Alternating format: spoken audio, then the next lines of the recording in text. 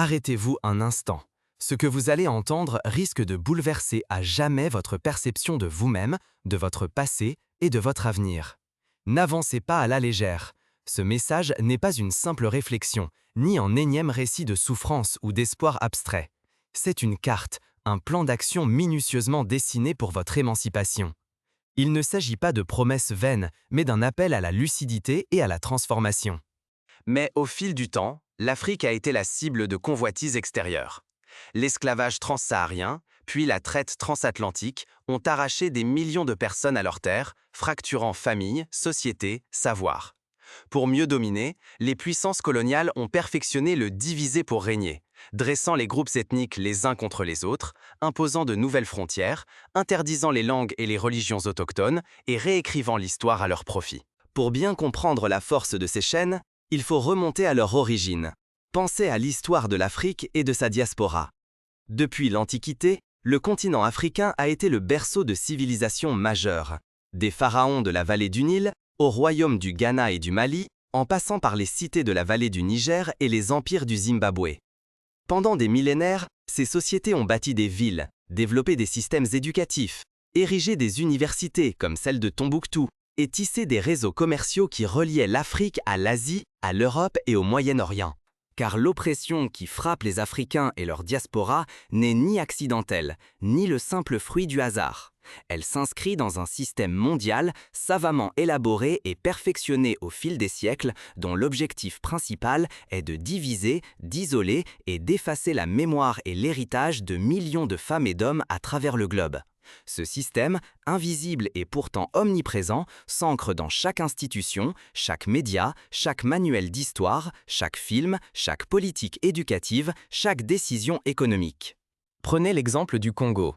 Avant la colonisation, le royaume Congo rayonnait par sa culture, son organisation et son influence. Mais, avec l'arrivée de Léopold II et la colonisation belge, le territoire fut découpé, les populations soumises à des violences inouïes, les ressources pillées et la mémoire collective brisée. Ce schéma s'est répété au Nigeria, au Cameroun, en Côte d'Ivoire, au Sénégal, en Afrique du Sud, en Namibie et dans tant d'autres pays. Ce n'est pas un hasard si chaque fois qu'un peuple noir s'est relevé, le système a réagi avec violence ou ruse. Les révoltes des esclaves en Haïti ont été réprimées dans le sang, mais ont aussi semé la peur dans tous les empires coloniaux. Les mouvements de libération, de Marcus Garvey à Kwame Nkrumah, de Patrice Lumumba à Martin Luther King Jr., ont tous été confrontés à la même mécanique, l'isolement, la diabolisation, la récupération ou l'assassinat. L'arme la plus puissante n'a jamais été la force brute. Ce n'est pas le fouet, ni le fusil, ni la prison. C'est la manipulation des esprits, l'art de faire aimer ses chaînes, de persuader chacun qu'il lutte seul, que son voisin n'est qu'un rival, qu'il existe une supériorité naturelle des autres peuples. Ils ont perfectionné la technique du diviser pour régner, jusqu'à effacer la mémoire commune, jusqu'à nous faire oublier que nos frontières sont bien plus récentes que nos liens ancestraux. Le mensonge central de ce système est de vous faire croire que vous êtes faible, séparé, incapable d'unité. Regardez comment, génération après génération, on vous a appris à vous méfier de votre voisin, à douter de votre héritage, à croire que la réussite ne peut être qu'individuelle, jamais collective. Chaque média, chaque film, chaque livre scolaire a été ajusté pour couper le lien entre les enfants d'Afrique, qu'ils vivent à Dakar, à Kingston, à Baltimore, à Paris, à Londres, à Toronto ou à Sao Paulo. Demandez-vous alors, et si tout ce qu'on vous a appris sur vos limites, votre place, votre héritage, n'était qu'une illusion? Êtes-vous prêt à entendre la vérité et à la transmettre, même si elle dérange, même si elle demande du courage? Fermer les yeux sur cette réalité, c'est accepter que l'histoire se répète. C'est risquer de transmettre à nos enfants la même impuissance, la même perte de repères, la même voix étouffée que nous portons aujourd'hui. Mais ouvrir les yeux, c'est déclencher un basculement historique, où la diaspora noire retrouve puissance, richesse, dignité et le droit de réécrire son histoire. Pour mieux comprendre, observons les parallèles historiques. En Inde, les Britanniques ont utilisé la division en castes et en religions pour maintenir leur emprise. En Amérique latine, les colons espagnols ont opposé populations indigènes et descendants d'esclaves. Mais nulle part la division n'a été aussi systématique et profonde qu'en Afrique et dans sa diaspora. La création de catégories raciales, La stigmatisation des peaux, des cheveux, des langues, tout a été instrumentalisé pour empêcher toute forme de conscience collective. Mais pour s'unir, il faut d'abord comprendre la nature du système d'oppression et surtout comment il a survécu aussi longtemps. Il ne s'agit pas d'une fatalité, mais d'une stratégie pensée, testée, adaptée à chaque époque. Le système colonial, par exemple, n'a pas disparu. Il s'est transformé en contrôle économique, en domination monétaire, en mainmise culturelle et technologique. Prenons un exemple concret. L'algorithme de certaines plateformes de réseaux sociaux favorise la mise en avant de contenus conflictuels, polarisants, qui dressent les individus et les communautés les uns contre les autres. Au lieu de rapprocher, la technologie peut isoler, radicaliser, faire croire que chaque lutte est incompatible avec l'autre. Ce n'est pas une simple dérive, c'est le prolongement de la vieille stratégie du « diviser pour régner ». Chaque fois qu'un peuple se relève, le système s'adapte. Il isole, il souffle la méfiance, il impose le dilemme d'être victime ou complice. Ainsi fonctionnent les empires, non par la violence nue, mais par la peur, la confusion, l'illusion que l'impuissance est naturelle. Son arme favorite aujourd'hui, la technologie.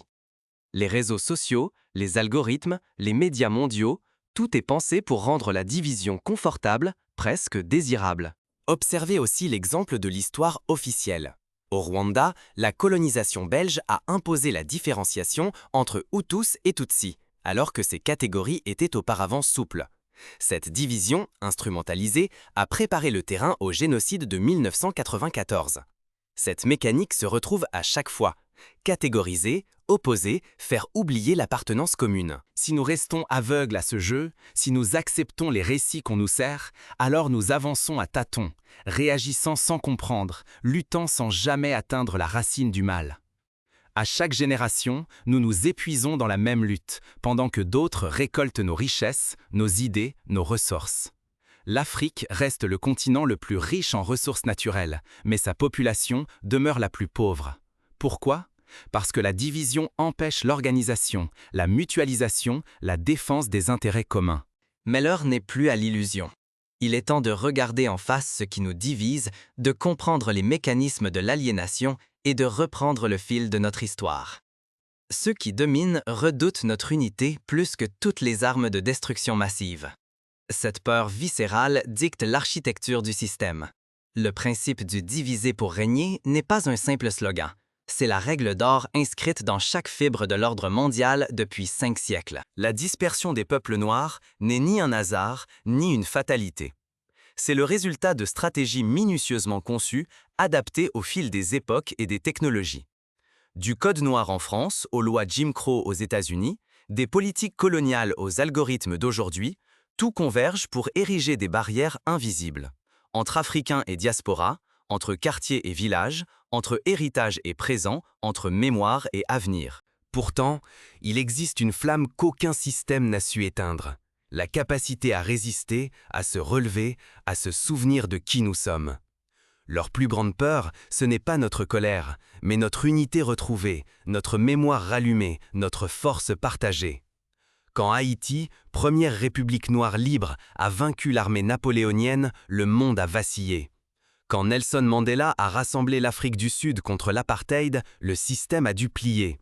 Quand les indépendances africaines se sont multipliées dans les années 1960, c'est l'unité qui a fait trembler les empires. Regardez ce qui se passe à chaque élan de solidarité.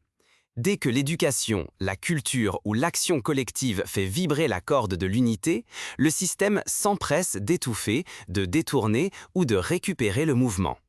Les victoires qui menacent la hiérarchie mondiale sont soit invisibilisées, soit vidées de leur substance par l'appropriation. Ce n'est pas la violence frontale qui domine, mais l'étouffement silencieux de tout ce qui pourrait rassembler.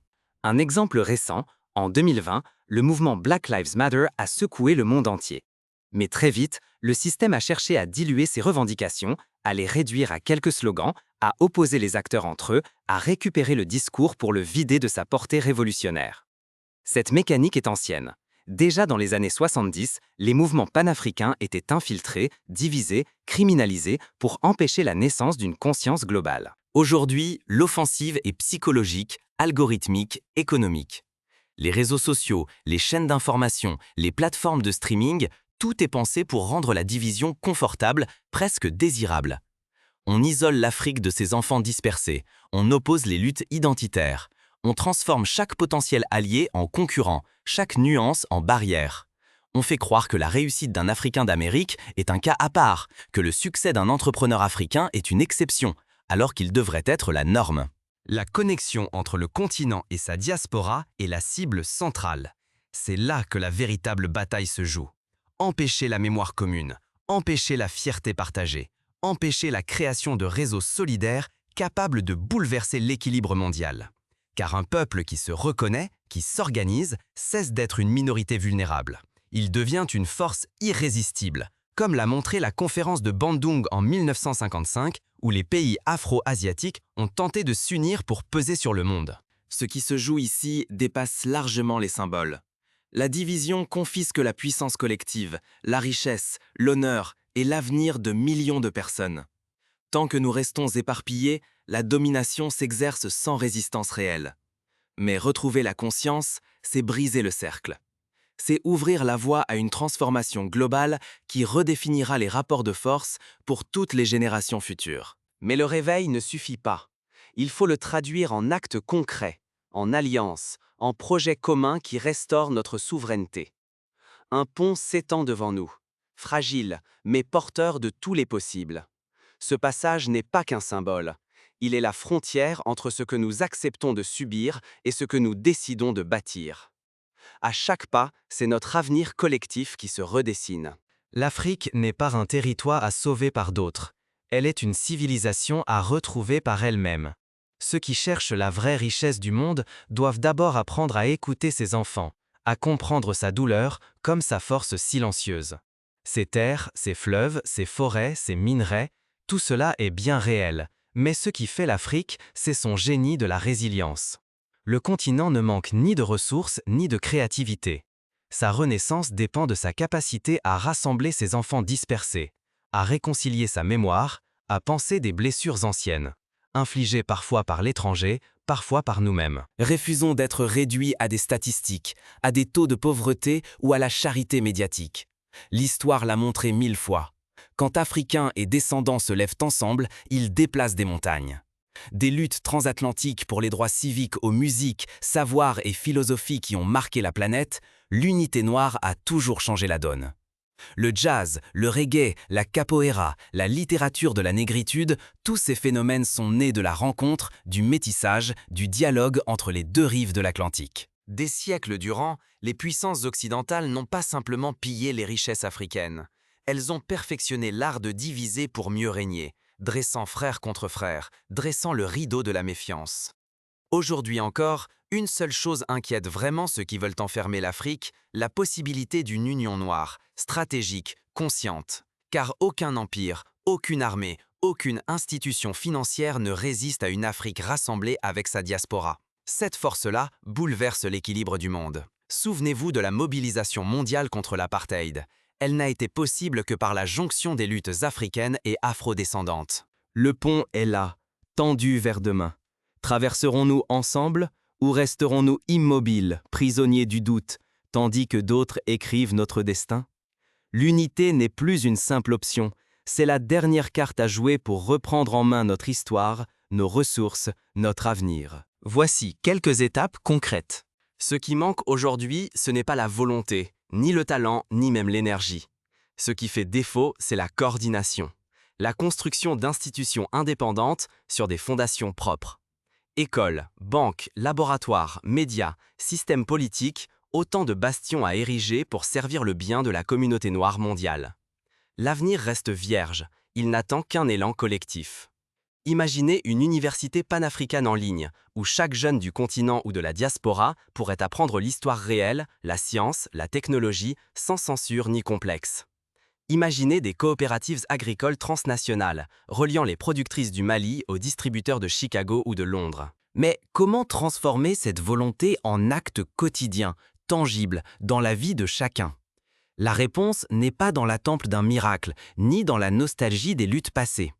Il s'agit de repenser notre rapport au monde, de réapprendre à agir ensemble, à bâtir nos propres outils, à valoriser nos savoirs et nos réussites. Mais le risque est immense et l'échéance immédiate. Si nous laissons passer cette heure décisive, nous condamnons nos enfants et leurs enfants à attendre encore et toujours un secours venu d'ailleurs. Notre potentiel risque d'être dispersé, notre mémoire effacée, notre héritage réduit à une note de bas de page dans les livres d'histoire des autres.